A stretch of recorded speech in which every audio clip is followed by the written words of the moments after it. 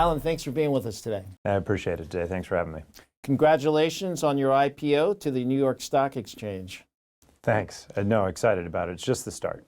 I'm excited too. You're addressing a $17 billion market just in drone parts, which you're a manufacturer of drone parts, and you have a division that manufactures, sells drones. Give us an overview of the technology in the company and your vision for the company. No problem. I think the technology is a little different. If you think about the drone industry, everybody talks about the AI or the cameras or whatever else. But what you're seeing, especially in the US, is nobody's trying to build the motors, the props, the pieces that make it go. And that's really where, in first-person view, which is all the goggles and the hobbyists and the things you're seeing in like the Ukraine-Russian conflict, it's all those mid-tech pieces that require manufacturing excellence and everything else. And that's really where our focus is on almost the boring stuff, like the stuff that isn't part of the flash and the hype right now, but really the very underrepresented part of the market. So what kind of parts then? Give us some examples. So the goggles that people wear, right? They're very specific. They connect to the drone as a type of part. The flight controller for some of these quick drones that sort of takes the radio input and steers the drone. The literal motor itself in terms of how it's wound and how it takes the batteries. And these are all the sorts of parts that just aren't getting the same attention in the US that the suppliers right now are all out of China for this. Right, so they're all out of China, but there's some legislation coming up in 2026. Talk to us about that legislation, how it will affect your business. Oh yeah, this is a massive driver. It's called the American Securities Drone Act. It was passed as part of the defense budget by the US government in December. What that says is by about January 2026, no federal dollars can be used to buy or operate a Chinese drone. To simplify it a little bit, if the Department of Transportation wants to inspect a highway right now, they go hire a company and they go fly a Chinese drone and give the data back. That company won't be able to take that contract because they won't even be able to use the money to pay the salary to fly the drone. And this is going to create just a massive changeover to US manufacturing of drones and the US purchase of drones that's going to require a supply chain that doesn't go through China. Are there any dominant players now manufacturing in the US, these parts? No, for some of these parts, nobody's making them in the US right now. If you look at Teal Drone, Skydio, a lot of these companies, most of the motors, for instance, are coming out of China still because that's where the supply chain is. Okay. So you're doing about $6 million in revenue now between the two divisions. Break that down. You've got the parts division and, again, the drones themselves. So break down the revenue. Yeah, so we look at it as a retail channel and then the parts. And we're doing about $4.5 million through the retail channel, and that's been growing very quickly. And we're just starting to do B2B parts, and that's been about $2 million with our long-term branded parts. Okay. And we see that really being able to start to grow. Really short-term demand. You know, everybody talks about Ukraine and Russia. Ukraine saying they're going to build 1 million drones, Russia 2 million drones in 2024. They want to buy parts from everywhere. But then long-term, the legislation is going to cause all the American manufacturers to need parts. So we see the ability to launch, scale, and then kind of carry forward to be this big tier 1 supplier. So you've got basically a year and a half to position yourself as the dominant player for parts for drones in the US. What do you have to do to get there? Go as fast as we can, build out supply chains. Absolutely have to focus on being cash flow positive because I think any speculative or loss leaders are going to put us in a position where we'll get buried. And then start to really develop these relationships. What's really cool about this is if you look, Rotor Riot, which is one of the companies we have, they have this YouTube channel. And we had 4.5 million views last year, but everybody viewing it are the people that build their own drones. It turns out almost all the program managers at all the US companies all started as enthusiasts. So we even have really strong brands and a direct communication channel to the decision makers. And so it should be very easy to get a foot in the door and start as a second source. Let's go back to geopolitical events. A lot of wars in the world. Ukraine's using drones. Will you sell into Ukraine, or do you now? Yeah, we've sold stuff to charities that ship to Ukraine directly, to parts for people shipping over there. You know, we see what they're doing and the new technology aspects, and particularly in that conflict, sort of defending Europe as being worthwhile. China sells to both sides. And one of the things the Ukrainian whole buying enterprise is concerned about is what if Russia buys everything China can make and there's no supply chain? And so they're as interested as domestic manufacturers in a diversified supply chain. And you have purchase orders now with the Department of Defense, correct?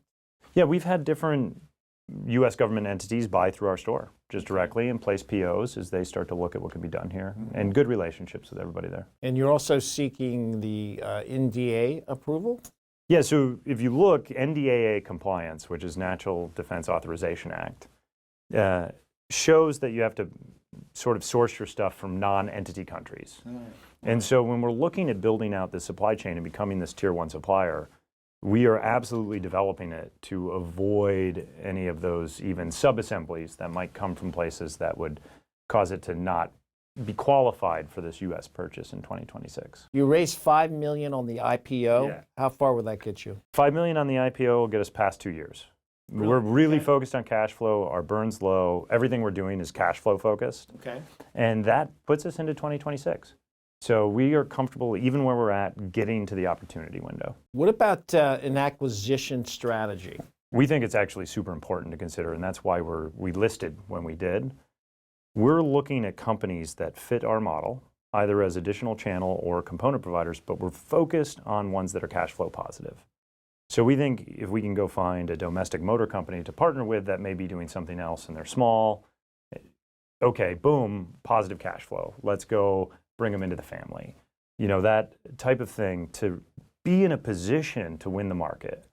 So if you think about it, if in 2026 everybody has to replace their drones, in 2025 all these other companies will be launching their next generation of product, which means we as a supplier need to be positioned to start to deliver mid-2025, and we need to have samples for them early 2025.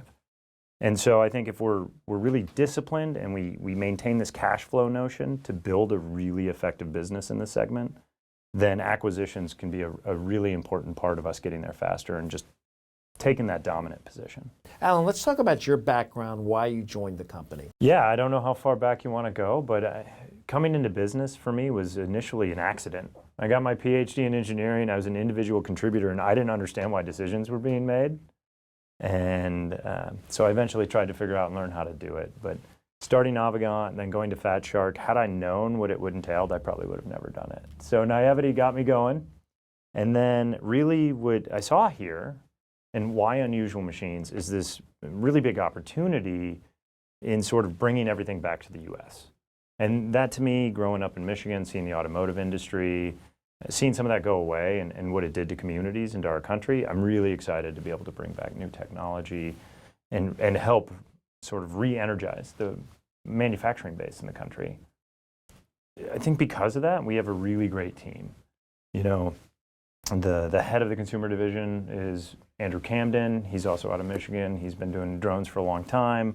We have a CFO that's been a CFO of multiple public companies.